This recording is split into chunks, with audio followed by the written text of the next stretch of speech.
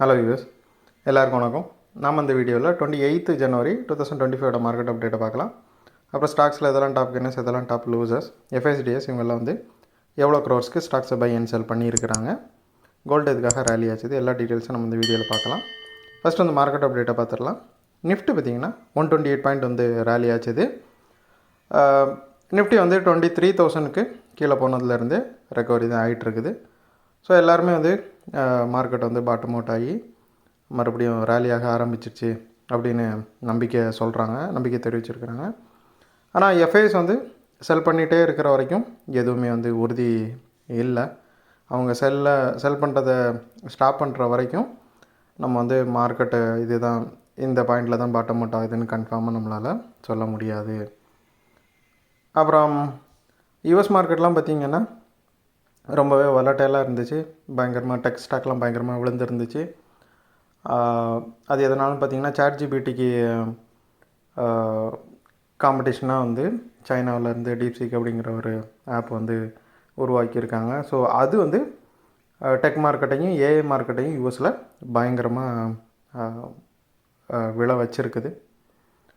So அதனால் tech ஸ்டாக்லாம் கொஞ்சமாக பாதிக்கிறதுக்கு வாய்ப்புகள் அதிகமாக இருக்குது.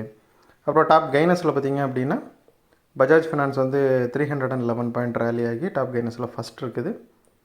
பஜாஜ் ஃபினான்ஸோட Q3 ரிசல்ட்டோட ப்ரிவ்யூ வந்துருந்துச்சு.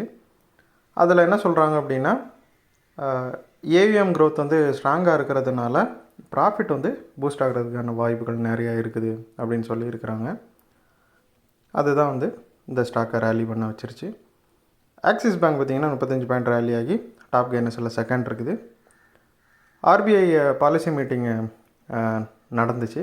ஸோ அதில் வந்து ஃப்ரெஷ் லிக்விடிட்டி மெஷர்ஸ் வந்து ஆர்பிஐனால் கொடுக்கப்பட்டிருக்குது. ஸோ இது வந்து இன்வெஸ்டர் சென்டிமெண்ட் வந்து பூஸ்ட் பண்ணும் அப்படின்னு நம்பப்பட்டதுனால ஆக்சிஸ் பேங்க் ரேலி ஆகிருக்குது. அப்புறம் ஸ்ரீராம் ஃபைனான்ஸ் பார்த்திங்கன்னா ஒரு 18 பாயிண்ட் வந்து ரேலி ஆகிருக்குது. இது வந்து ரீசெண்டாக கொஞ்சம் டிப் ஆச்சுது. அதுக்கப்புறம் இப்போ ரெக்கவரி ஆகிட்டுருக்குது. ஸோ இந்த ஆர்பிஐயோட இந்த புது மெஷர்ஸ்னால் ஹெச்டிஎஃப்சி, எல்ஐசி எல்ஐசி ஹவுசிங் எல்லாமே வந்து நல்ல ரேலியை கொடுத்துச்சு. அப்புறம் டாப் லூசர்ஸில் பார்த்திங்கன்னா ஃபஸ்ட் வந்து சன்ஃபார்மா இருக்குது. 81 பாயிண்ட் வந்து விழுந்துருந்துச்சு. சன்ஃபார்மா வந்து அந்த செக்டாரே வந்து அண்டர் பெர்ஃபார்ம் பண்ணிகிட்டு இருக்கிறதுனால இது கொஞ்சம் விழுந்துகிட்டே இருக்குது.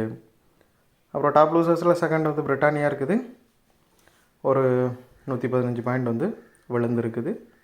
ரீசெண்டாக ஒரு ரேலி இருந்துச்சு, அதில் ப்ராஃபிட் புக்கிங் போயிட்டுருக்குது. ஹிண்டால்கா பார்த்திங்க அப்படின்னா ஒரு 1 வீக்காகவே விழுந்துட்டுருக்குது. 13 பாயிண்ட் விழுந்து டாப் லூசர்ஸில் தேர்ட் இருக்குது. எஃப்ஐஸ் பார்த்திங்கன்னா வழக்கம் போல் 18வது கண்டினியூஸ் டேவாக செல் தான் பண்ணுறாங்க.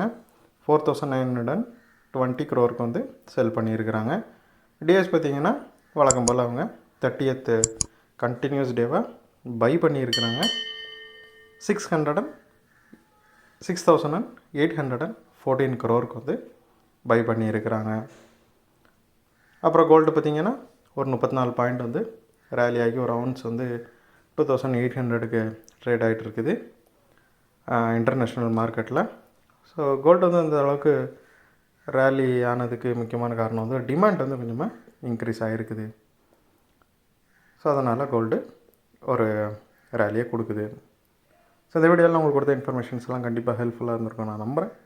இது உங்களோட ஃபியூச்சர் ட்ரேடிங் செஷனுக்கு கண்டிப்பாக ஹெல்ப் பண்ணும். இந்த வீடியோ உங்களுக்கு பிடிச்சிருந்துச்சுன்னா லைக் பண்ணுங்கள், ஷேர் பண்ணுங்கள், மறக்காம சேனலுக்கு சப்ஸ்கிரைப் பண்ணுங்கள். அப்படியே இந்த வெள்ளைக்கான கிளிக் பண்ணிங்கன்னா டெய்லி அப்டேட்ஸ் தரவங்க கிடைக்கும். தேங்க்ஸ் ஃபார் வாட்சிங், கீப் சப்போர்ட்டிங். நான் இன்னொரு வீடியோவில் உங்களை சந்திக்கிறேன். தேங்க்யூ.